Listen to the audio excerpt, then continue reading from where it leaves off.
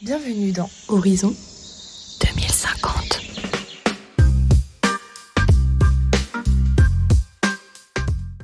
Bonjour à toutes et à tous et bienvenue dans ce troisième épisode de Horizon 2050. Aujourd'hui, nous accueillons Maëlle Gibossé. Donc Maëlle, tu es chargée de mission durabilité au sein du Conseil national de l'ordre des experts comptables, un poste qui est nécessaire dans un contexte où la transformation environnementale de l'économie questionne. Tu as aussi d'autres expériences plus largement au sein de la RSE. Donc je te laisse te présenter en quelques mots d'abord si tu le veux bien avant de rentrer dans le vif du sujet.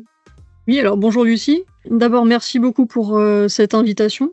Donc, je suis effectivement Maëlle Gibosset, j'ai 37 ans. Au niveau professionnel, j'ai passé environ une douzaine d'années à travailler dans le secteur des études de marché et sondage. Durant mes dernières années en institut d'études, je m'étais beaucoup interrogée sur le sens que je voulais donner à mon travail, ce qui a donné lieu à un moment donné à une certaine remise en question. J'ai alors entamé un bilan de compétences et ça m'a aidé à réfléchir à ce que je voulais faire vraiment dans le niveau pro. Et c'est à ce moment-là que j'ai découvert le domaine de la RSE que je ne connaissais pas du tout jusque-là. Donc j'ai pris le temps de me renseigner, d'en discuter aussi avec des professionnels qui travaillaient déjà dans la RSE. Et ça m'a convaincue de me lancer dans une reconversion, sachant que ce n'était pas une décision facile à prendre pour moi. J'ai plutôt l'impression de remettre beaucoup de choses en jeu et de prendre quand même quelques risques. Mais j'étais assez déterminée, donc je me suis lancée. Et donc en parallèle de mon activité professionnelle, j'ai suivi les cours du MBA Marpo, donc c'est le MBA Management de la RSE et performance des organisations. Donc c'était une formation qui a duré 1 an. Et ensuite, à la fin de cette formation, j'ai totalement quitté le monde des études et j'ai intégré ensuite le CNOEC. Donc c'était pour mener à bien des missions, des projets en lien avec la durabilité. Ok, d'accord. Bah, merci pour cette petite présentation. Donc, avant de rentrer dans le vif du sujet, tu sais, on a un petit rituel. Quel est ton chiffre clé, Maëlle? Pourquoi ce chiffre et qu'est-ce qu'il raconte pour toi? Alors, j'ai choisi comme chiffre clé 22 000. 22 000 parce que c'est grosso modo le nombre d'experts comptables actuellement en exercice en France. Donc derrière ce chiffre, c'est 22 000 professionnels qui accompagnent au quotidien des millions d'entreprises de toute taille et dans tous les secteurs, que ce soit aussi bien sur les enjeux comptables, fiscaux, sociaux, et aussi de plus en plus souvent environnementaux. Pour les soutenir dans ce rôle en constante évolution, il y a donc le CNOEC, le Conseil national de l'ordre. Et d'en savoir que l'ordre ne se contente pas de réguler la profession, il va former, outiller, informer et accompagner aussi ses experts comptables dans l'imitation du métier. Donc grosso modo, 22 000 professionnels et un ordre pour les accompagner, les représenter, les faire évoluer ensemble. Donc, avant toute chose, Maëlle, est-ce que tu peux nous expliquer le rôle du Conseil national de l'ordre des experts comptables?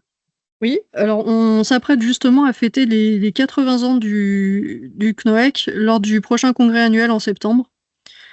Donc l'institution a été créée en 1945, donc juste après la guerre, et il a été fondé justement pour structurer une profession essentielle à la reconstruction économique du pays. Et depuis, c'est l'organe officiel de représentation et régulation des experts comptables en France. Donc c'est un ordre professionnel qui est placé sous tutelle du ministère de l'économie et des finances et qui va garantir à la fois son indépendance et son ancrage donc institutionnel. L'idée, c'est de veiller au respect de la déontologie, également à la qualité de l'exercice professionnel et à la délivrance du titre d'expert comptable. Mais le rôle du CNOEC ne va pas s'arrêter là, c'est aussi un soutien technique et opérationnel pour la profession, puisqu'il va éditer des guides, il va proposer des formations, par exemple via son centre d'ingénierie CFPC, il va accompagner les différentes mutations du métier. Aussi bien sur des sujets comme le numérique ou de la durabilité. Et enfin, c'est aussi un acteur de dialogue avec les pouvoirs publics où il va défendre les intérêts de la profession tout en promouvant son rôle dans l'économie de demain. Après, je peux aborder, si tu le souhaites, son fonctionnement qui est assez spécifique. On a donc des élus et des permanents qui sont au service d'une profession. Donc, grosso modo, le Conseil national, c'est une instance qui est composée de membres élus, qui sont donc tous eux-mêmes experts comptables. Ils sont désignés par leurs pairs pour représenter la profession et ces élus vont définir les grandes orientations, les positions officielles et les axes stratégiques. Et après, pour faire tourner la machine au quotidien, le CNOEC va s'appuyer donc sur une équipe de permanents qui sont des professionnels spécialisés qui vont accompagner les élus dans la mise en œuvre des projets, dans la production de contenu, la veille réglementaire ou l'organisation des événements. Donc c'est une sorte de modèle hybride entre représentation démocratique de la profession et expertise opérationnelle au service de la profession. Donc toi, ton rôle au sein du Conseil national de l'ordre des experts comptables, en quoi il consiste concrètement au quotidien Alors je dirais que mes missions vont se situer sur 2 dimensions. Déjà, ça va être accompagner les experts comptables pour leur propre cabinet, c'est-à-dire pour que, au sein de leur propre cabinet, ils puissent mettre en place des démarches durabilité. Et également, en deuxième dimension, ça sera d'accompagner les experts comptables pour les aider à proposer des missions à leurs clients. Donc on va travailler sur de nombreuses thématiques. Il y a aussi bien le bilan carbone que la société à mission, le rapport durabilité obligatoire et volontaire, tout ce qui va concerner les obligations RSE, la compta multicapitaux, les normes environnementales, la fresque du climat. On a aussi les aides à la transition, un autre sujet qui est l'éco-organisme et évidemment la finance durable aussi. Donc l'idée, c'est de faire un travail de vulgarisation et aussi de sensibilisation à travers la rédaction d'articles, des animations d'ateliers ou de webinaires, la mise en place de partenariats ou la création d'outils spécifiques. Et on a aussi une autre dimension qui est la gestion de commissions ou de comités ou de groupes de travail. Donc c'est assez divers. Après, en exemple concret, par exemple, sur 2024, on avait 2 projets phares. Le premier qui était la création de la formation Cap Durabilité, donc la formation de 91 heures. Et on avait aussi la création de l'outil Impact Durabilité. Et ensuite, là, pour cette année, en 2025, on va plutôt travailler autour de 3 thématiques surtout, qui seront le bilan carbone, la VSMI et le pré-impact. Donc effectivement, tu es en lien, comme tu disais, direct avec la profession. Qu'est-ce que tu sens bouger en interne au sein de l'ordre? Est-ce qu'il y a des déclics, des résistances, des envies d'aller plus loin peut-être? Alors déjà, le CNOEC est impliqué depuis très longtemps sur le sujet de la durabilité, à savoir que par exemple, c'est notre 25e édition du trophée durabilité, qui va récompenser des cabinets et des experts comptables et mémorialistes engagés. Donc le sujet est vraiment loin d'être nouveau. Ce qu'on voit, c'est qu'il y a une continuité et surtout un renforcement de cet engagement au fil des années, notamment quand on regarde le nombre de projets durabilité qu'on va faire au sein de l'ordre, il est vraiment en croissance. On note aussi un intérêt en hausse du niveau des experts comptables. Par exemple, lors des derniers événements, comme par exemple les assises de la durabilité, on avait eu quand même beaucoup d'experts comptables qui s'étaient connectés pour suivre cet événement à distance. Et également, on le remarque aussi sur le terrain, donc par exemple lors du congrès ou lorsqu'on fait des animations en région, avec des retours des experts comptables qui sont très positifs et surtout qui nous encouragent à continuer dans cette voie. Et toi, quand tu regardes tout ça avec un peu de recul, est-ce que les enjeux de durabilité redéfinissent quelque part le métier d'expert comptable ou est-ce que c'est juste une évolution parmi tant d'autres? Alors, je dirais qu'on a conscience que la durabilité ne va pas toucher tous les experts comptables. Certains seront plus à l'aise sur, d'autres types de missions, mais notre objectif, c'est déjà à minima d'apporter du soutien à ceux qui s'investissent déjà dans ces missions durables et de vulgariser au maximum et inciter, au maximum à y aller pour ceux qui hésitent à se lancer. Donc je dirais que c'est plutôt une belle évolution parce que ça va permettre aux experts comptables d'apprendre de nouvelles expertises, par exemple via des formations comme, Cap Durabilité ou, des formations sur le bilan carbone ou autres. Et de pouvoir mettre ces nouvelles expertises au service des entreprises françaises. Aujourd'hui, ce qu'on voit, c'est surtout que la profession, elle est en pleine mutation et ces missions vont aller de plus en plus vers des prestations à forte valeur ajoutée. Donc, dans ce cadre-là, les nouvelles missions orientées durabilité vont couler de source. Maintenant, je peux donner quelques chiffres éventuellement. Bien sûr. Depuis 10 ans, on constate surtout qu'il y a environ 10% des prestations qui sont fournies par les cabinets aux TPE-PME qui vont concerner le conseil en matière de développement durable. Donc ça, c'est une source qui vient des enquêtes de l'Observatoire de la profession comptable. Et pour les associations, donc là, on est plus autour de 3% des prestations fournies par les cabinets en matière toujours de développement durable. Mais ce qu'on constate surtout, c'est qu'on a une dynamique qui semble être en hausse. Donc, sur une dernière étude faite en 2024, sur une liste de 22 potentielles nouvelles missions que les cabinets pouvaient développer, la durabilité arrive en 4e position et représente grosso modo 30% des cabinets qui déclarent donc souhaiter développer une mission RSE durabilité à l'avenir. Et la durabilité va se placer donc derrière la facturation électronique, le full service et la transition numérique digitalisation. Ce qui est important aussi avec cette étude, c'est qu'on remarque que la durabilité gagne 18 points par rapport à l'étude précédente qui avait été faite en 2020. Alors après, je tempère un tout petit peu ces chiffres-là parce que ça avait été réalisé avant le retour en arrière sur la CSRD avec tout ce qui se passe du côté de l'omnibus. Donc peut-être que ça a pu faire bouger un peu les choses. Donc ça sera une dynamique à vérifier sur la prochaine étude. Petite parenthèse, l'omnibus, est-ce que tu peux préciser en quelques mots pour ceux qui savent pas en quoi ça consiste L'omnibus, c'est un texte qui prévoit de réduire le champ ou le périmètre de la CSRD, pour Ok, rester très très succincte. super, merci. Pour toujours dans ce sujet-là, ce qu'on voit, donc, c'est qu'il y a en ce moment, on parle beaucoup en fait de création de nouvelles missions. Pour les experts comptables, on leur conseille vraiment d'aller vers des missions qui auront un fort rôle de conseil et une grande valeur ajoutée. Pour les cabinets, ça donne la possibilité de s'ouvrir à de nouvelles opportunités. Mais en ce qui va concerner la durabilité, si on veut que ça fonctionne pour les cabinets, il faut vraiment qu'ils soient eux-mêmes engagés et convaincus.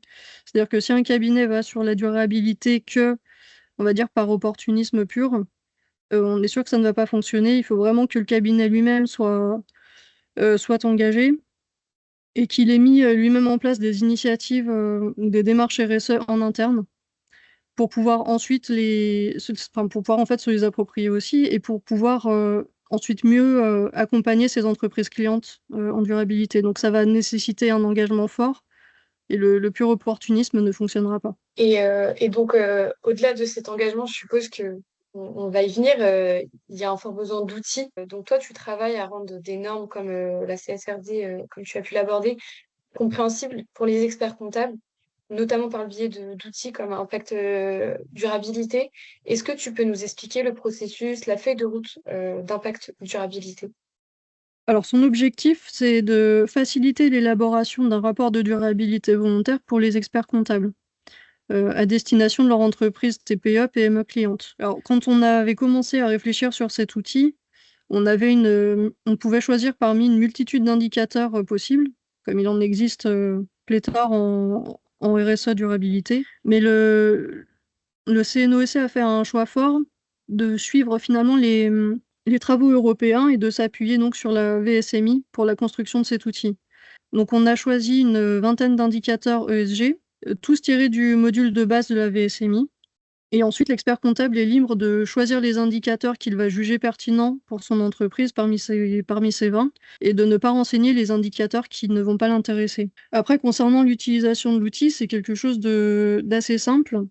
Il s'agit de charger donc le FEC de l'entreprise dans l'outil diagnostic FEC auquel Impact Durabilité est relié.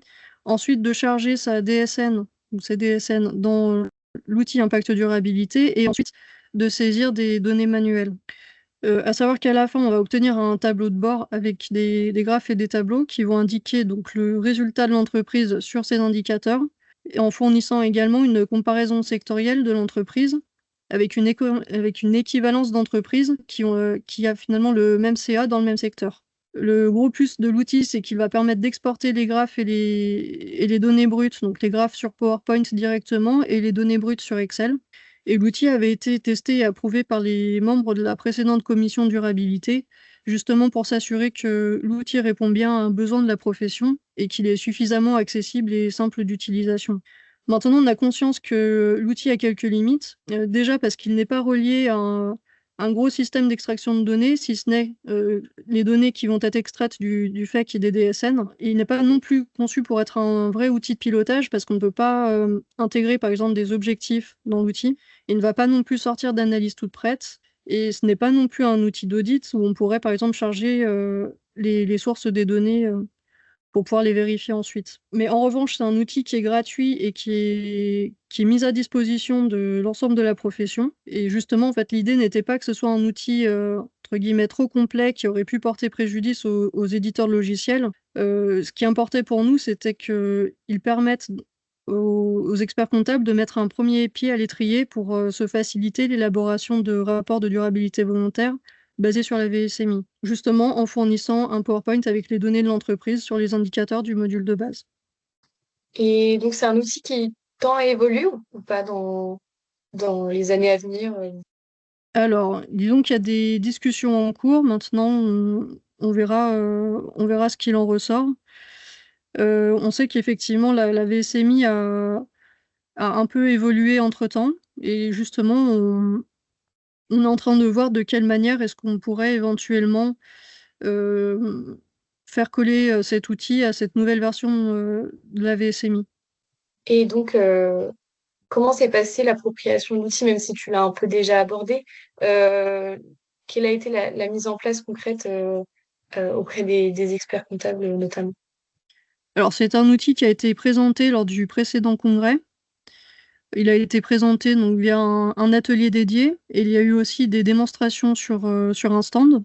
Il a été présenté également aux Assises de la durabilité. Il a été présenté lorsqu'il y a eu des interventions dans les divers CROEC. Et on a fait également des communications, que ça soit aussi bien sur le site privé, sur le canal de notre newsletter et de notre SICMAG. Donc il y a eu énormément de communications qui ont été faites en fait sur cet outil-là. À savoir qu'on va tourner prochainement une nouvelle démo de l'outil qu'on va mettre à disposition sur notre plateforme habituelle FuseExpert pour que justement les experts comptables puissent y avoir facilement accès s'ils se posaient des questions sur cet outil. À date, ce qu'on voit, c'est qu'il y a eu environ 500 analyses effectuées sur cet outil. Alors ça pourrait sembler peu de prime abord, mais en fait, on l'a fait à un moment où on était dans une période finalement assez attentiste, justement compte tenu de ce qui se passe du côté des textes omnibus. Et également parce qu'il y a eu la confirmation avec cette nouvelle version de la VSMI, parce que nous, quand on avait créé l'outil initialement, on était encore sur une VSMI qui proposait 3 modules.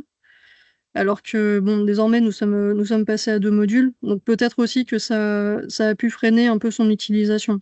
Mais une chose est sûre, c'est que plus les experts comptables vont se saisir de leur rôle à jouer auprès des TPE-PME sur le sujet de la durabilité, plus ils seront amenés à conseiller de mettre en place des démarches pilotées via des indicateurs sur la VSMI, et donc plus cet outil impact durabilité sera pertinent et utilisé.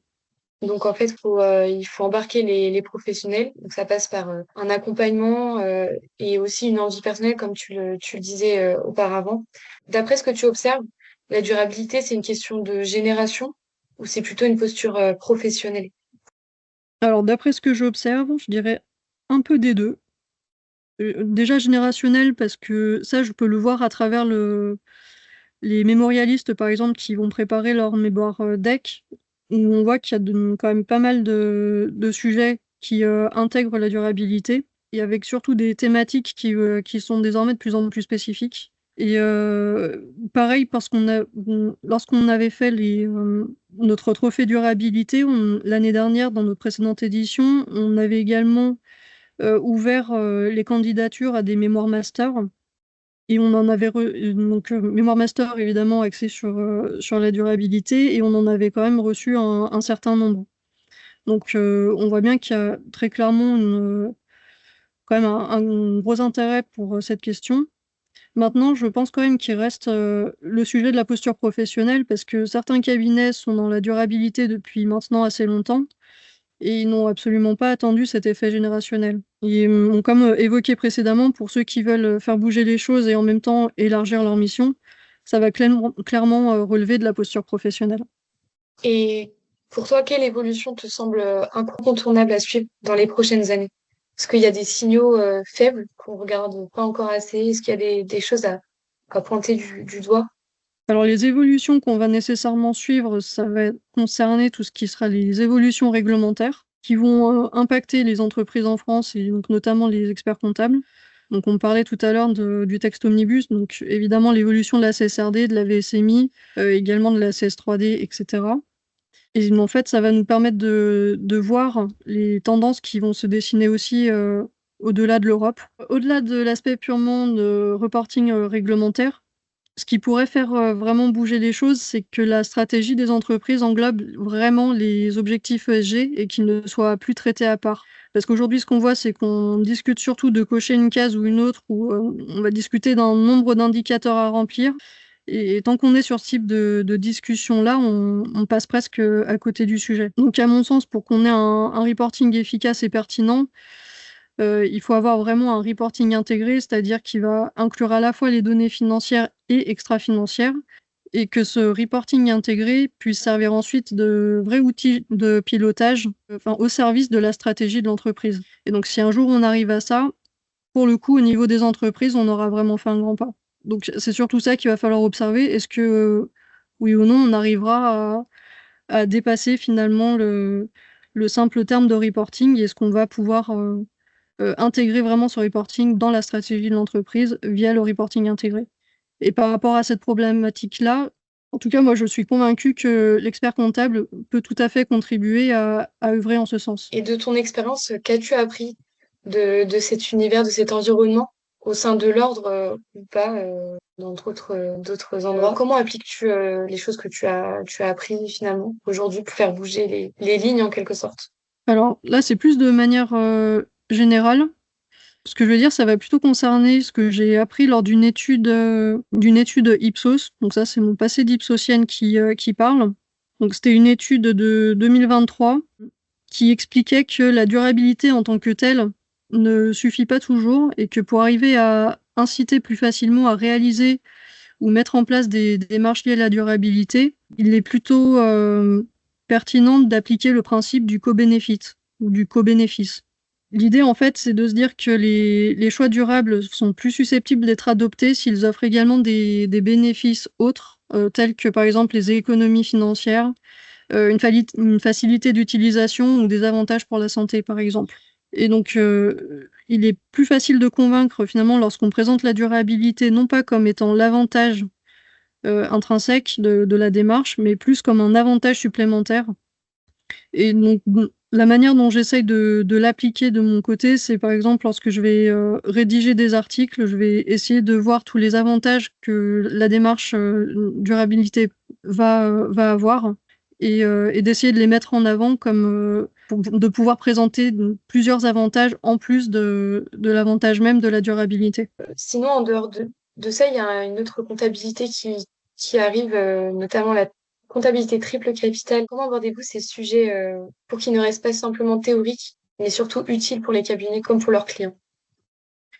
Alors le CNOEC suit évidemment de près les évolutions qui sont liées à la comptabilité triple capital, voire il va y contribuer indirectement, notamment par exemple via un soutien financier qu'on apporte à la chaire AgroParisTech sur la recherche de la méthode CARE. On a eu aussi une contribution de certains membres de la CERCES sur les enjeux environnementaux dans le cadre de la formation Cap Durabilité, qui nous avait aidé à tourner des vidéos explicatives sur les différents ESRS. Et on a aussi un partenariat où on est en train de discuter avec notamment les shifters au sujet de la comptabilité carbone collaborative, par exemple. Donc à ce stade, par contre, ce qui me semble important, c'est que ça reste encore de la prospective, même si on sait que quelques cabinets travaillent avec CARE. Pour le moment, il n'y a rien qui est véritablement acté. Disons que la méthode CARE, c'est une méthode parmi d'autres.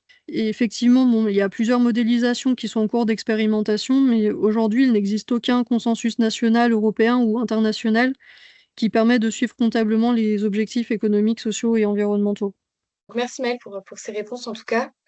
Ces sujets nous projettent évidemment vers horizon 2030, voire 2050. Selon toi, à quoi pourrait ressembler une vraie transformation du métier? Et est-ce que au sein de l'ordre, vous avez une initiative, un cabinet, un projet en France ou à l'étranger qui vous inspire particulièrement? Alors, je dirais que ce qui peut être inspirant pour les cabinets, c'est les exemples qui sont donnés par les lauréats du trophée durabilité, où ils vont montrer de manière très concrète ce qu'ils ont mis en place. Par exemple, une démarche RSE pertinente pour leur cabinet, ou alors comment est-ce qu'ils ont accompagné efficacement des entreprises sur des sujets durables. Donc, par exemple, l'année dernière, le jury avait récompensé le cabinet Painvin pour son initiative durabilité au sein de son cabinet, qui avait détaillé la démarche que le cabinet avait mis en place en interne et qui leur avait permis d'obtenir le label engagé RSE au niveau exemplaire dès le premier audit. Le jury avait également récompensé le cabinet Serre France Normandie qui a totalement intégré la RSE à son offre de service qu'il va proposer à ses clients et qui avait développé des méthodologies spécifiques pour accompagner au mieux ses clients sur cette thématique. Donc le CNOEC a mis en avant leur témoignage pour que cela soit inspirant pour la profession. Et évidemment, ce qu'on souhaite, c'est qu'il y ait des belles réussites comme celle-ci qui se multiplient. Et sur quoi le Conseil national de l'ordre des experts comptables s'appuie, notamment pour avancer? Alors les élus du CNOEC travaillent en étroite collaboration avec les autres instances nationales. Donc là, je pense par exemple à la CNCC, l'ANC, la H2A, etc. Ils sont aussi parfois auditionnés, aussi bien par des députés, des sénateurs, des ministres, sur divers sujets qui vont animer la profession. Ça a été par exemple le cas pour la CSRD et l'Omnibus, où le CNOEC a activement participé à la consultation publique. Au niveau international, le CNOEC fait partie du groupe de travail sur la VSMI auprès de l'EFRAG, par exemple. Et les diverses discussions et travaux qu'ils peuvent mener avec toutes les parties prenantes va, in fine, leur permettre d'établir les feuilles de route au plus près des intérêts de la profession. Et au niveau européen, la France, elle est comment? Elle est pionnière dans ce milieu? En tout cas, elle est active. Euh, Si tu avais un message fort à faire passer pour la fin aux experts comptables sur la place du durable dans la comptabilité, quel serait ce message, Maëlle? Que les experts comptables sont totalement légitimes à travailler sur la thématique de la durabilité, qu'ils sont même extrêmement bien placés pour le faire, puisqu'ils ont un rôle de conseil qui est très important auprès des dirigeants des TPE, PME, que les experts comptables en tant que partenaires de confiance sont des acteurs clés pour accompagner les entreprises à intégrer la durabilité à leur stratégie. Donc, compte tenu de cette expertise qui est reconnue auprès des entreprises, ils ont très clairement un rôle à jouer pour faire avancer l'économie française vers des pratiques plus durables et plus responsables. Super, bah merci beaucoup Maëlle pour cet échange dans l'ensemble.